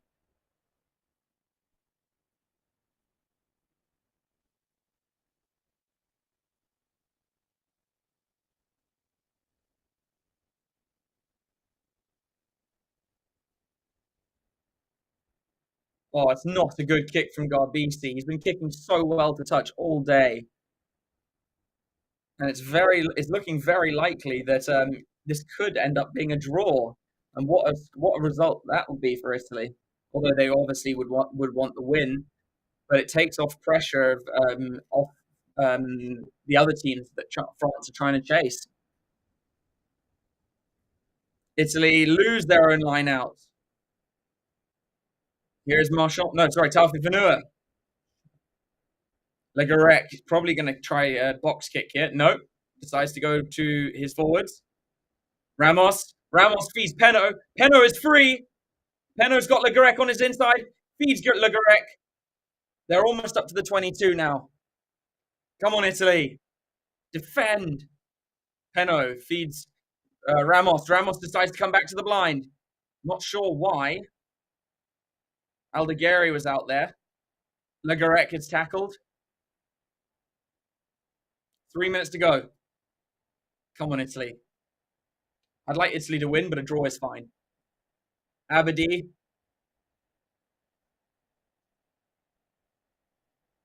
Legarec picks up, feeds Aldegheri. Legarec again. Ramos. De Lebel. Ficou. Get over it. Get over it. No. Legarec. Marchand. Could France set a drop goal here? Here is Taufifenua. Oh, and it's a great turnover by Italy. Rex feeds Lamaro. Lamaro back to Garbisi. Garbisi to Capuzzo. To Ioane. Ioane's going to try and run it out. Here's Capuzzo acting as scrum half. Lamaro. Good shot tackle by Marchand. Here is Garbisi. Garbisi's going to clear his lines. He has to. And it's a great kick there. It's a brilliant kick from Garbisi. 50-meter kick.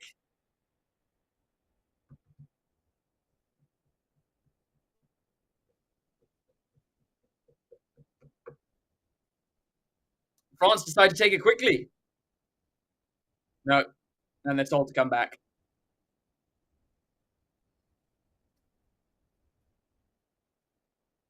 And I tell you what, with a minute and a half left in this game, what do they do? What do France do? Do it even more so? What do Italy do if they get the ball back? Do they go for the win? Do they go for the draw? I think you kind of have to go for the win. Just keep playing. But it's a difficult one, this one. And you can just see how much France are missing both Dupont and Intermac. So France do win their line out. Varney getting Spaniolo out of the maul and getting him back to the back of the maul. France are told to use it. Italy have defended that maul well. Ficou out the back to Ramos. Ramos to Moefana. Moefana switches with Lebel, but Italy have wrapped him up. Tackle called, so they have to release. Legarec, Ramos to Taufifenua. Oh, they look like a high tackle there. A headshot. Ramos goes over the top. There's Boudon to Peno. Peno can't get away.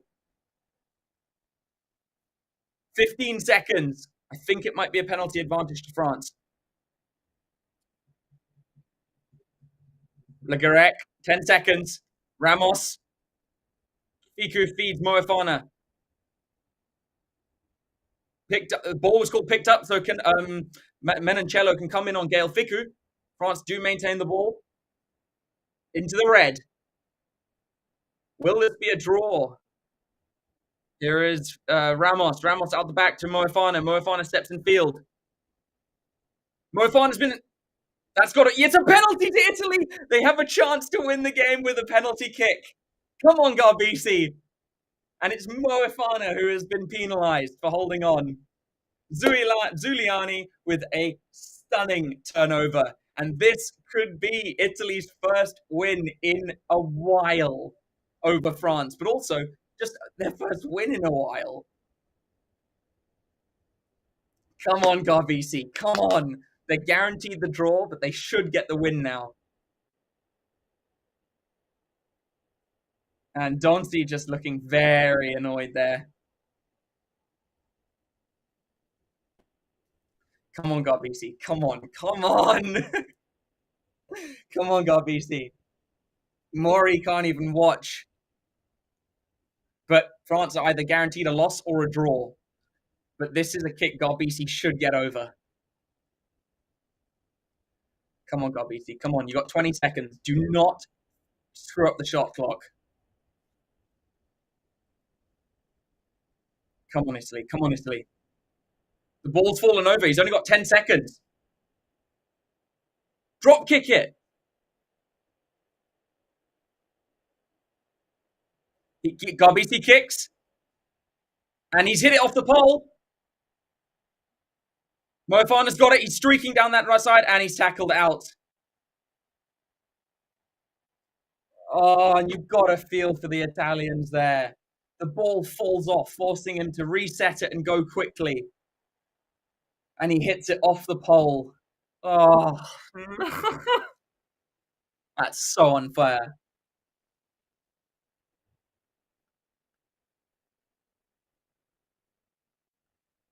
But it is a draw. It is a draw. But I even Garbiti is just like, oh, you've got to be kidding me.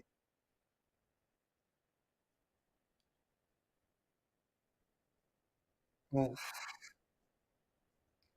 God, that annoys me so much. Italy should have won that game. Italy should have won that game, and you can see how just heartbroken they are. Ah, and you can't even blame Italy for that kick because the ball fell over and he had to get it. He had 5 seconds to put it back on and then kick, and he still almost got it. Oh, heartbreak for Italy. And Tommaso Menoncello, the player of the match, rightfully so. What a player and what a performance. Um, but France just, I mean, to be honest, pretty shocking since that, well, the whole game, but since that red card.